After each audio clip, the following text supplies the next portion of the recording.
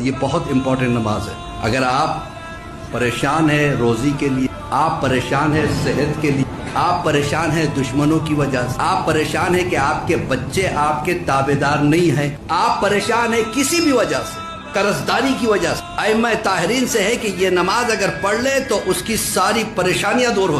ہفتے میں ایک مرتبہ ممکن ہو سکے تو ایک مرتبہ، مہینے میں ایک مرتبہ، 6 مہینے میں یا سال میں ایک مرتبہ پڑھنا۔ 4 رکعت نماز ہے، 2 کر کے پڑھنی ہے۔ نیت کریں کہ نماز رد مظالم پڑھتا ہوں یا پڑھتی ہوں میں قربتاً اللہ۔ پہلی رکعت میں ایک علم 25 مرتبہ قل اللہ، دوسری رکعت میں ایک علم 50 مرتبہ قل اللہ۔ اشہد و سلام پڑھ کے نماز کو تمام کریں گے، پھر نیت کریں گے 2 رکعت نماز رد مظالم پڑھتا ہوں میں قربتاً اللہ۔